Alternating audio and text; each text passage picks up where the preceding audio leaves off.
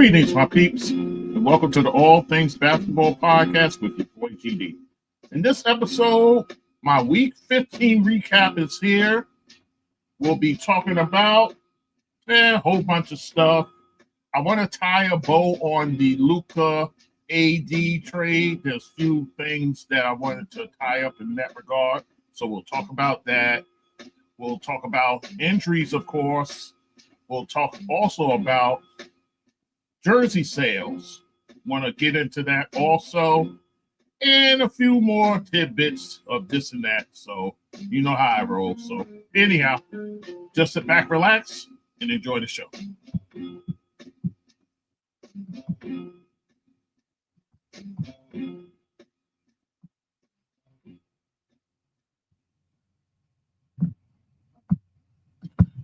Okay, guys, it's your boy GD back with the All Things Basketball with GD podcast. And guys, a little late with it, but here we have the Week 15 recap, all that went on in the NBA, a little bit of WNBA news too. I saw something just come down the pike, so we'll talk about that and a whole lot more. So with that said, let's get into it, guys.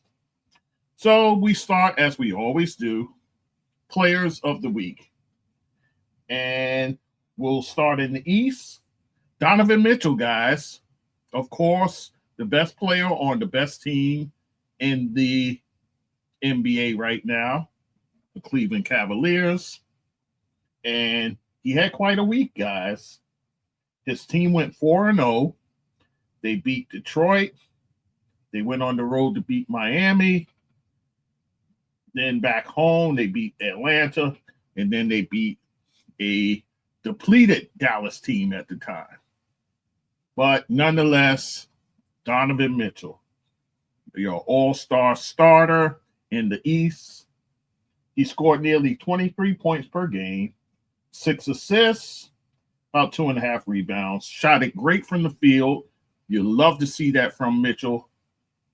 Over 53% from the field. From three, he was very good, 41%. And from the free throw line, he only missed one free throw out of 15. So Donovan Mitchell carrying on his solid season with the Cleveland Cavaliers. So that's your player of the week in the East. And then in the West, LeBron James, who's getting some help of a different sort as of late. But LeBron for the week, his team went 3-1. They were all road wins at Charlotte, at Washington, and then that hurtful game against my Knicks where he dropped a triple-double. Also in that game, he became the 7th player to score over 2,500 three-point shots made. That's what LeBron has done in his career. Also in that game for the Knicks, Josh Hart had a nice game. He always has nice games against the Lakers. He drops a triple-double on them. LeBron triple-double, 33 points, along with 12 assists, 11 rebounds, and Josh Hart's 26 points, 13 rebounds, 11 assists for him. But in that game, there's bad news for the Knicks. OG Anunoby, he suffers a foot sprain, so he's day-to-day as of now, so we'll see what happens. In a perfect world, I would keep him out until the All-Star break, just to be on the cautious side, because you know how he is with injuries. So that's that. But LeBron for the week, 27.5 points he averaged, 10 assists, and over 7 rebounds. Shot it great from the field. You always love that from LeBron, nearly 54%. From three, he was atrocious, guys. Only 6 for 24. And then out of 25 free throws, He made 20, thus missing 5. So LeBron James, yet another player of the week to add to his illustrious career. So there you go. All right, guys. So let us move on. Again, I wanted to talk about the Luka AD trade. I gave you all the particulars when I did my episode with Ty the Pod Guy. Both players spoke out. Well, one had a press conference and one had kind of a during shoot around. He talked to the folks there. So AD, he spoke to them. He was glad to be going back to the 4 position. So he said that he was shocked about it. He said he had just texted the Lakers about their win over the Knicks because it was Saturday night. And then he was sitting, about to watch a movie with his wife at home. And then his phone starts buzzing. And thus, that's how he finds out the news. Also, guys, he did say he always wanted to play with Kyrie. They did play together in 2014 in the World Cup games, those games where they did win gold. So he had the opportunity to play with Kyrie back then. Always wanted to pair up with him in the league. So here you go. They're pairing up now. Also, guys, I think his transition should be smooth. Remember, guys, he has known Nico Harrison for quite a while, even from his high school days, with Nico Harris being a part of Nike. So you had that. So that's how they kind of know each other. Then also in LA when Nico Harris was there along with Jason Kidd. So they know him from back then. And then also him coming over to the Mavericks where Jason Kidd is coaching, it should be a smooth transition learning Jason Kidd's offense. So, because it was kind of a bit incorporated when Frank Vogel was there and Jason Kidd was the assistant head coach. So the transition should be smooth, guys, for Anthony Davis.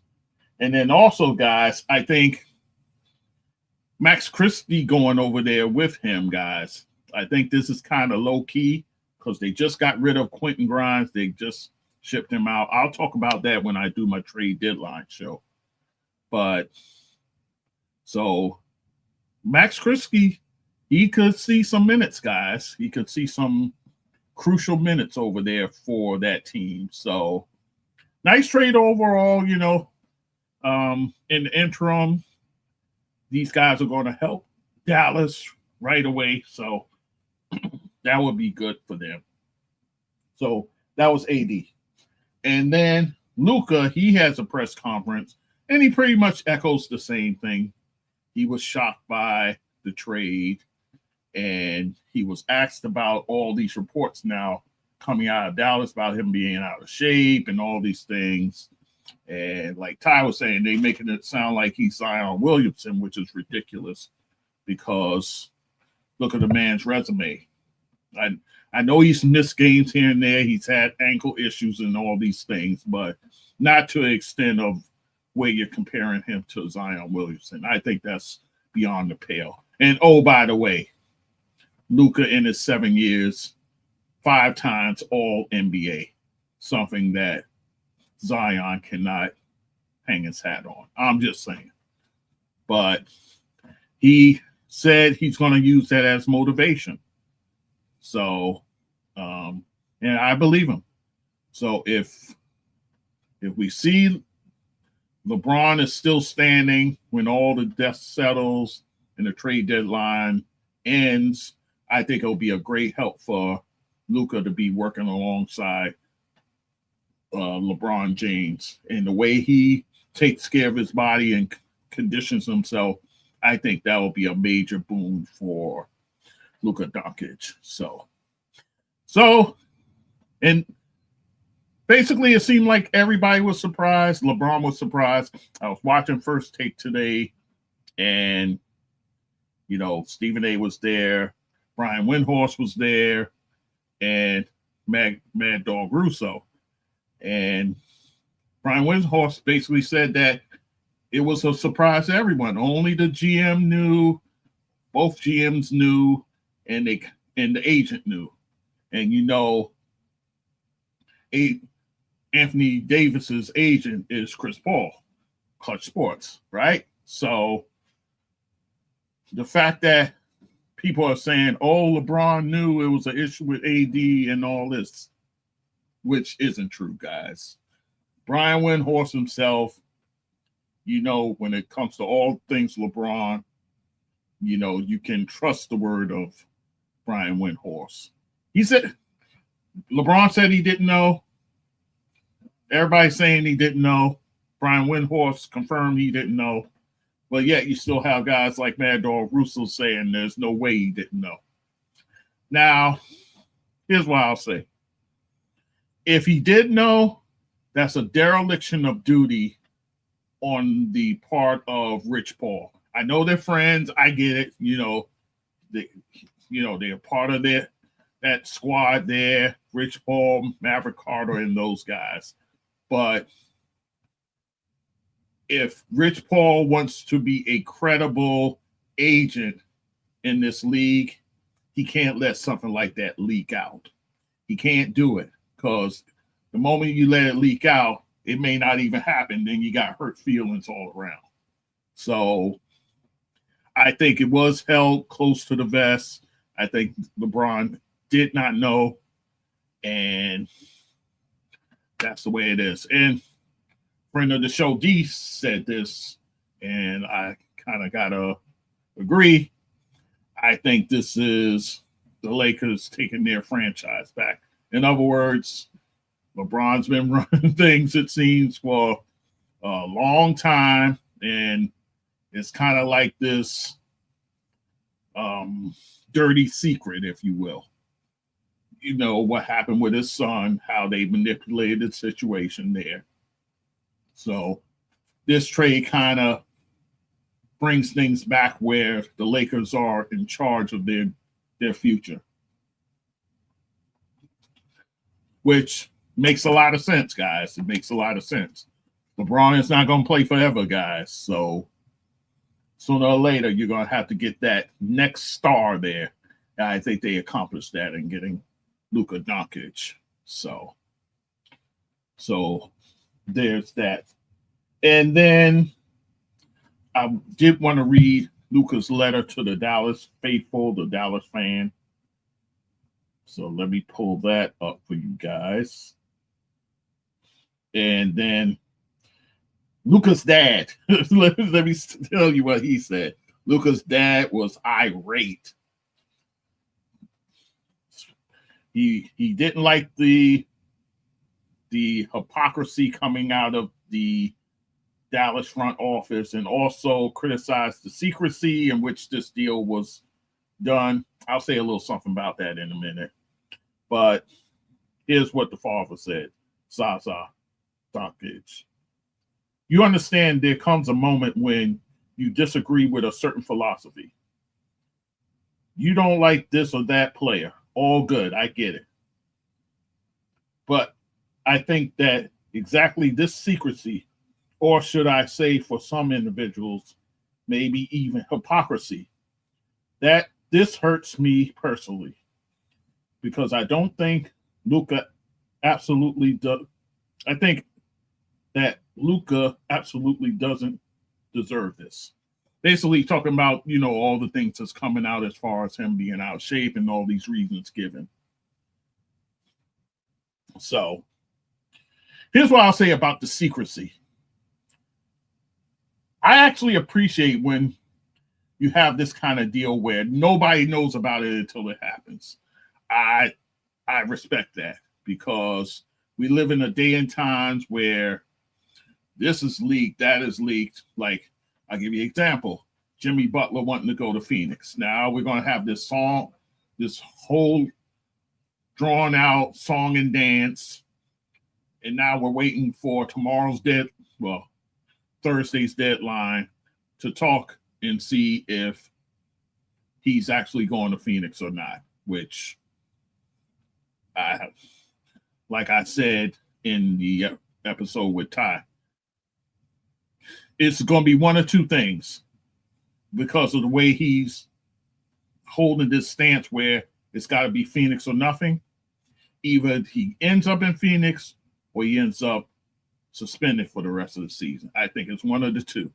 I don't think it's unless he softens his stance now and says he'll go to other places. But as of now, I think it's those two options. So the secrecy I enjoy. I enjoyed it when I heard about it. I'll give you another, for instance. Karl-Anthony Towns coming to the Knicks. There was no real rumblings about it. There was a moment in free agency where I got to give him his credit. CP the franchise, who has his show over there, Nick Fan TV, they do a great job, him and Alex and those guys. He said the Knicks aren't done and maybe a cat move is coming down the pike. Other than that, you hear nobody talk about it. So I like those sort of things where the trade just come upon us. Be like, whoa. So I understand the secrecy because you don't want too many leaks out, because if you get too many leaks and the deal fall apart, you got hurt feelings on both sides. So I understand that. Now let me read you Luka's letter to Dallas. Here it is. Dear Dallas, 7 years ago, I came here as a teenager to pursue my dream of playing basketball at the highest level. I thought I'd spend my career here, and I wanted so badly to bring you a championship. The love and support you all have given me is more than I could ever dream of. For a young kid from Slovenia coming to the U.S. for the first time, you made North Texas feel like home. In good times and bad, from injuries to the NBA Finals, your support never changed. Thank you not only for sharing my joy in our best moments, but also for lifting me up when I needed it most. To the organizations I've worked with throughout the Dallas community, thank you for letting me contribute to your important work and join you in bringing light to those who need it.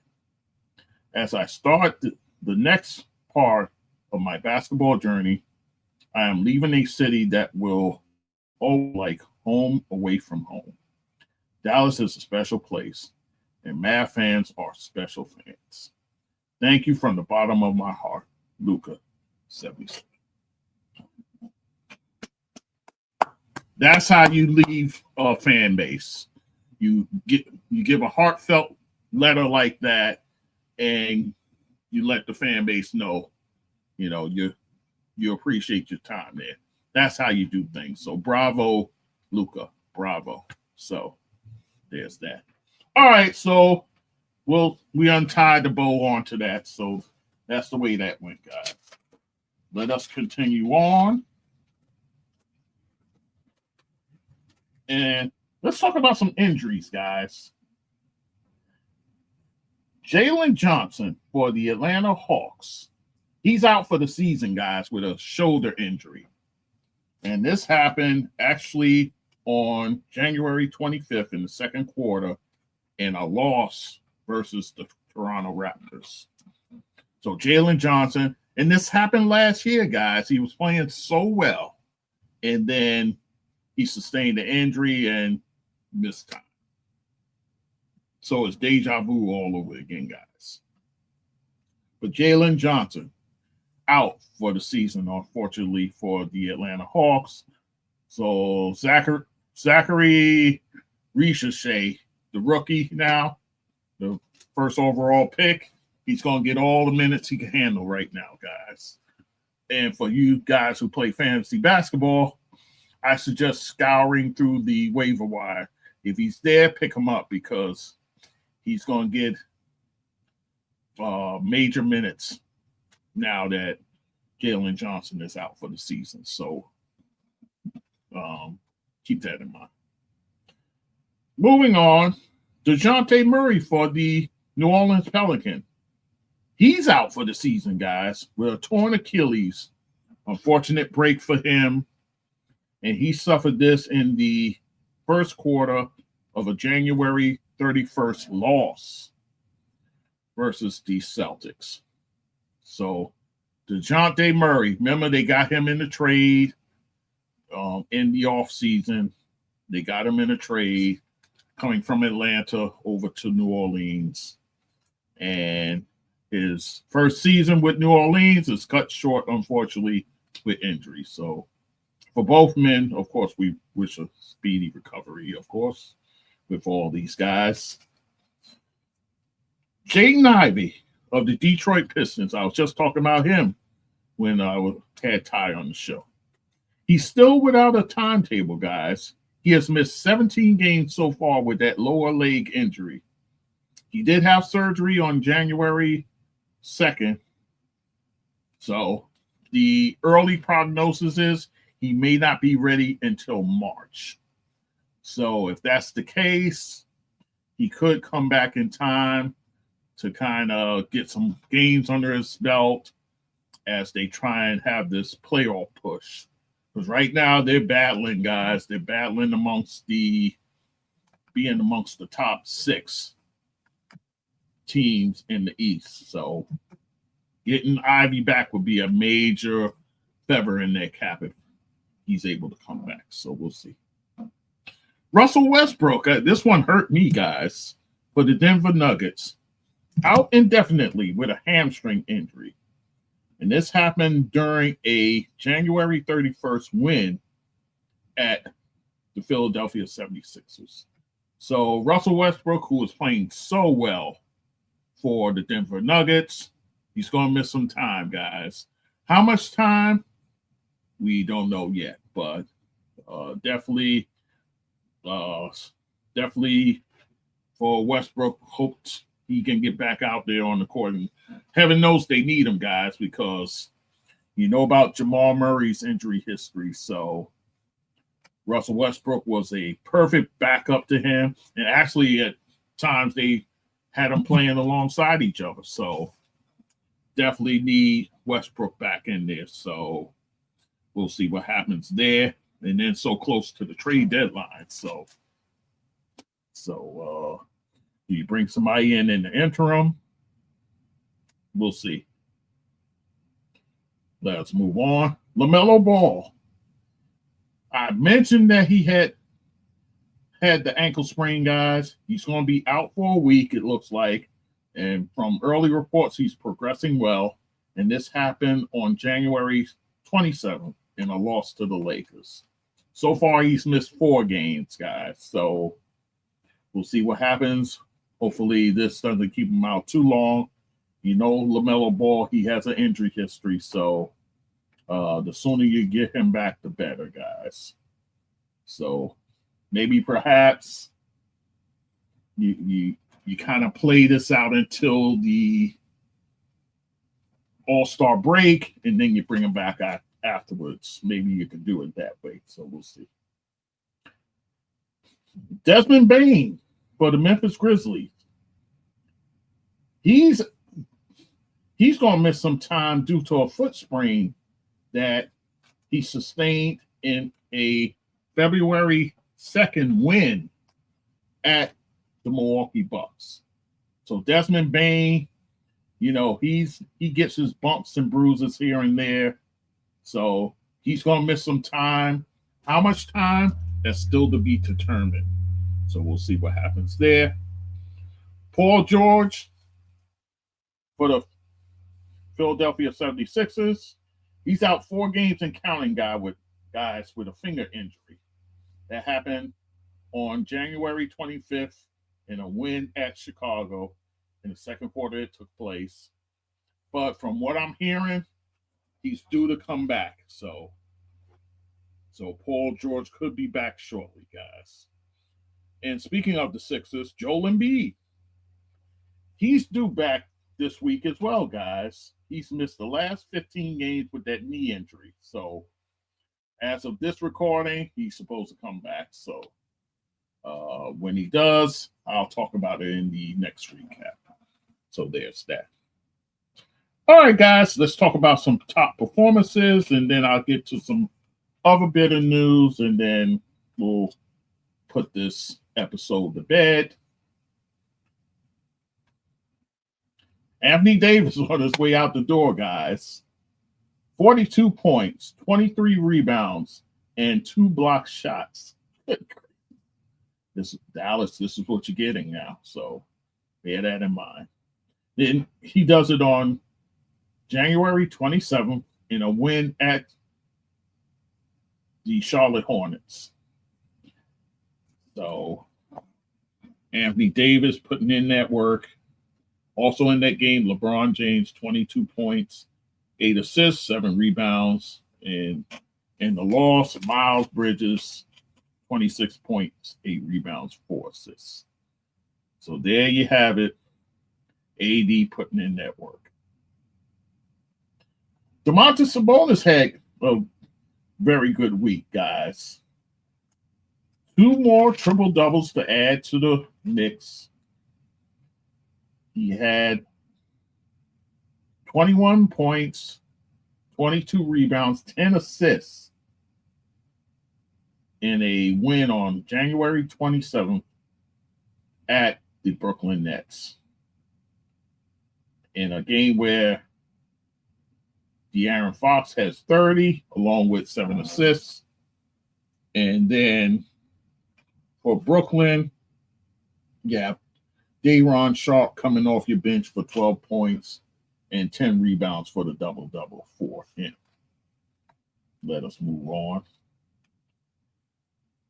Tyrese Maxey, he had a fine week, guys, for the Philadelphia 76ers. In fact, you could have probably made a case for him winning Player of the Week in the East.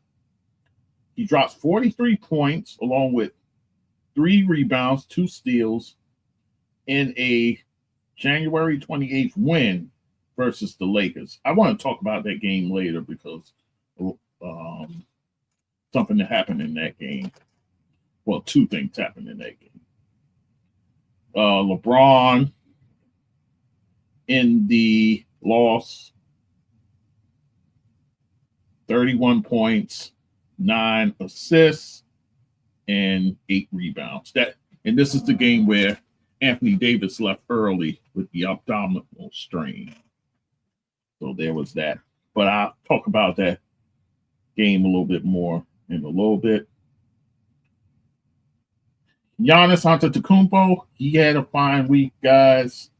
He had 2 performances for the ages, 35 points, along with 18 rebounds, 7 assists, 2 steals in a January 27th win at Utah in a game with Dame Lillard.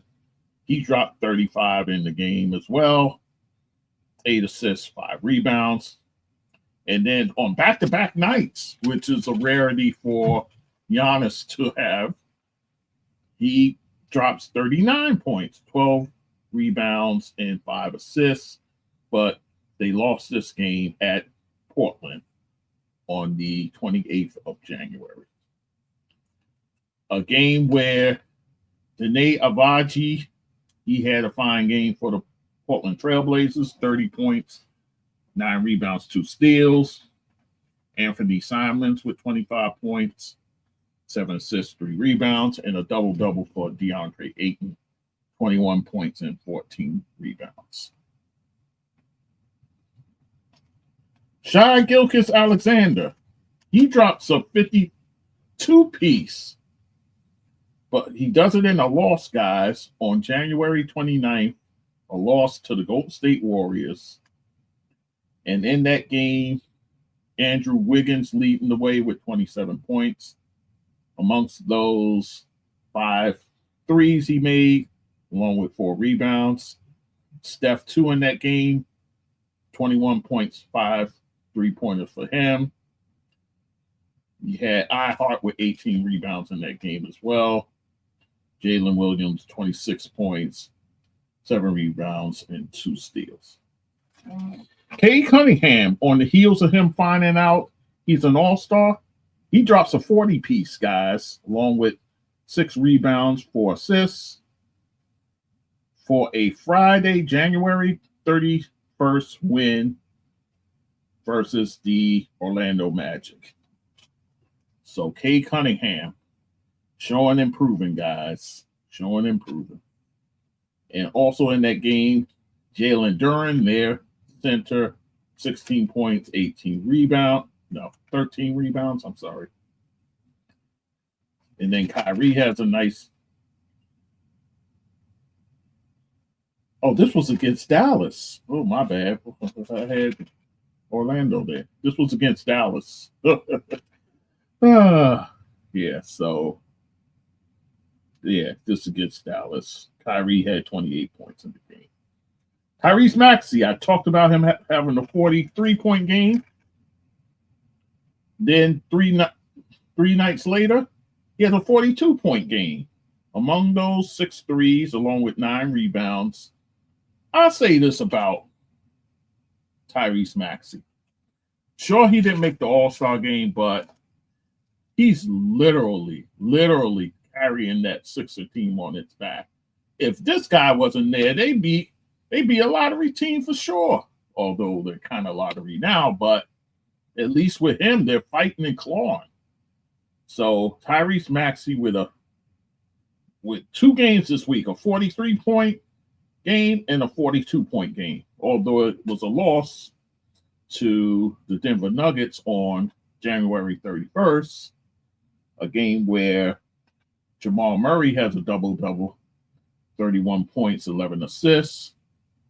And Nikola Jokic, he actually hits the tie-breaking 3 with 39 seconds to win this game.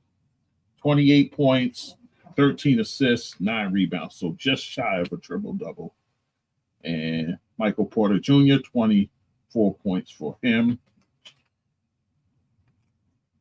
So, but Tyrese Maxey, man, guys balling. Let's continue on. Another triple-double for Nikola Jokic. This is a different game, February 1st. And he does this at Charlotte, guys. 28 points, 17 assists. Good gracious. This is from your center. And 13 rebounds along with 4 steals in that win over the Hornets. And Aaron Wiggins, guys, for the Oklahoma City Thunder. He does this in a spot start because Jalen Williams out. 41 points, of which he hit 6 threes along with 14 rebounds in a January 1st win at the Sacramento Kings. SGA, he has 29 points, 9 assists, 6 rebounds. And Isaiah Hartenstein, 16 points, 14 rebounds, 6 assists. And then DeAaron Fox in his last game as a Sacramento King. I talked about him being traded in the episode with Ty. 20 points, 4 assists, 4 rebounds in his last game as a Sacramento King. And then Trey Murphy, he drops a 40-piece. He does this in a loss, though, to Boston on January 31st. So he has a 40-piece, of which he hits 8 threes. Good gracious. 5 rebounds, 4 assists in the loss. And for the Celtics, Jason Tatum, he actually hit the game-winning jumper. And actually, this is a game that I actually watched. And Trey Murphy, he was on fire. But Tatum, 27 points, 10 assists, 6 rebounds. And then Jaylen Brown, 28 points, 6 rebounds, 4 assists for him. Then you have Ivica Zubac with a 2020 game, 21 points, 22 rebounds, and a win on the 29th of January at the San Antonio Spurs.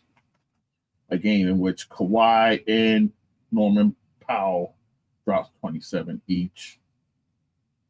And Wemby with a double-double, 23 points, 12 rebounds, 3 blocks, 2 steals, 4 assists. All right, guys, so that's it for top performances. Speaking of top, let's talk about top jersey sales, guys. This is how it shook out. Your number one jersey seller, how about Steph Curry, guys? He is number one amongst jersey sales. Followed by him in second, LeBron James, of course. Third place, Jason Tatum, who I just spoke of. Fourth place, and I nearly fell out of my chair when I saw this, Jalen Brunson, guys. Fourth in jersey sales. Absolutely amazing. And then fifth, Wemby. That's what surprised me, guys. Jalen Brunson is selling more jerseys than Victor Wembanyama. Wow. That's saying something. So Wemby's fifth. Sixth, Anthony Edwards. Seventh, Ja Morant. Wow. Eighth, Luka Doncic. I think that could change shortly now that he's a Laker. He'll get within the top 5 before all is said and done. Ninth, Giannis, and then 10th, the Joker. So you have that. As far as team-wise in selling jerseys, Boston's number one, of course, defending champs. Second is the Lakers, no surprise there. Third, the New York Knicks. So you have your 3 flagship franchises here: Boston, LA, and New York. Fourth is Golden State, and then fifth is Chicago. Kind of a surprise, Chicago's up there. Not in the top 5, OKC. Not in the top 5, guys. And then, in fact, they're not even in the top 10. Also, Shai Gilgeous-Alexander, who's tearing up the league, is not in the top 10 in jersey sales. He is 11th, but still in all. So there's that. So that's your jersey sales, guys. Let us move on. Dillon Brooks of the Houston Rockets. He got fined for $25,000 for obscene language in an on-court interview that he gave after a January 27th win at Boston. So you know him, he can be loose with the lips. So he gets fined. You know, you can't do that on these interviews. You can't go there. So Dillon Brooks gets fined. John Shumate passes away, guys. At the age of 72, he went to college at Notre Dame for 3 seasons, had a very fine career there. In fact, his team actually broke the 88-game win streak that UCLA had. They broke it, guys, in a game with Bill Walton was in that game, the late Bill Walton as well, but they were able to win that game. He was drafted in 1972 in the draft. He was 4th overall, guys. That's how well he, like I said, as great a career he had with Notre Dame. Played in the league 5 seasons, became a coach in college, both at SMU, and he had assistant coach duties with Notre Dame, and then with both Phoenix franchises, the Suns and the Mercury. He was assistant coach at both places. So we send condolences and prayers to the Shumate family for losing their patriarch, John Shumate. So So there's that. And then, actually, guys, I just got this news not too long ago. Well, two things as far as the WNBA goes. Indiana Fever's busy, guys. They're busy shoring up their team. In free agency, they got Sydney Colson from the Las Vegas Aces. That's an absolute stunner. I did not believe for 1 second she would leave the Aces, but yet she signs a 1-year deal with the Indiana Fever. Fever loading up, guys. They're loading up. They already signed DeWanna Bonner. I talked about that. Natasha Howard, a player they once drafted. She's coming back home there. And then you add Sydney Colson. That's 3 veterans right there that the locker room sorely needed last year. So I think they'll make a difference over there with Indiana. I think they'll make life easy for Caitlin Clark, for Aaliyah Boston, and those ladies over there, Kelsey Mitchell. And on paper, they look solid. They look rock solid, guys. So kudos to the Indiana Fever. And then Marina Mabrey with the Connecticut Sun. Lo and behold, she's requesting a trade. Remember, guys, she requested one out of Chicago, out of the sky.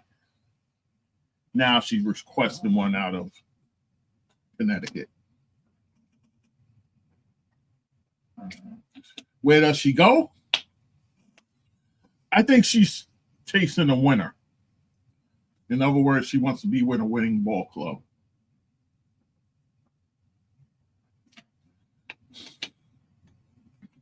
If that's the case, I don't think she goes to a place like Indiana. Although, I actually spoke about this. Somebody commented on my video about the WNBA. I kind of think Sophie Cunningham and Lexi Hull kind of plays the same role, but this person was saying, "Oh, but she's an enforcer and this and that." But I don't think you need an enforcer if you got Natasha Howard and DeWanna Bonner. I don't think you need to go there. So could you possibly flip a Marina Mabrey over to Indiana? Then they really be loaded, guys. So that's a thought.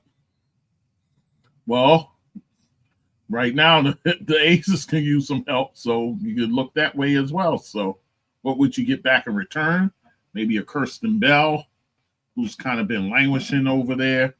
Maybe she goes here and get a fresh start. So we'll see. But Marina Mabrey requesting a trade from Connecticut. So we'll see what happens. So with that said, I think that's going to do it, guys. I thank you for listening as always. All things basketball with GD.com. That's the website. You know, I keep my scrolls going, guys. I always forget in the beginning to point that out. My scrolls at the bottom there, that tells you my email, Cash App, all my support links are there. But my support button rather, is on my website, all things basketball with GD.com. I have a whole support page where you can donate to the show.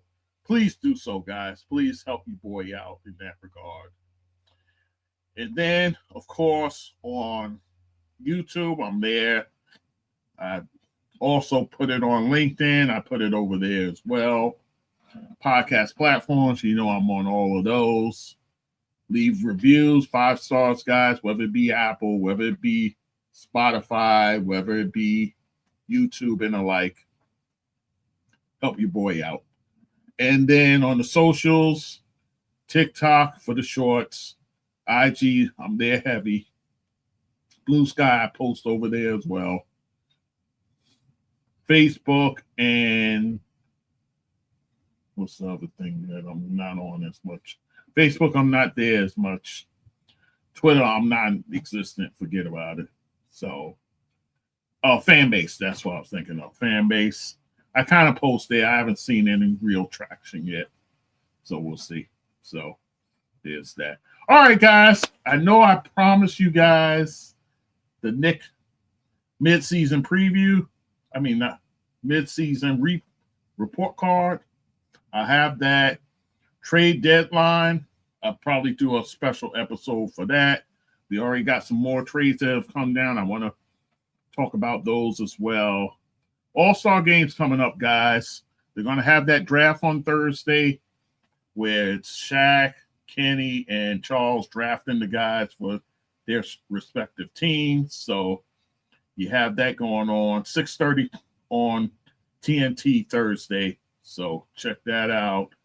And then you have this one-on-one tournament coming up for the Unrivaled League. And I got all the matchups and so forth. So maybe I'll do that with my next recording as well. So, all right, guys. Thank you for listening. As always, we'll talk soon. Take care.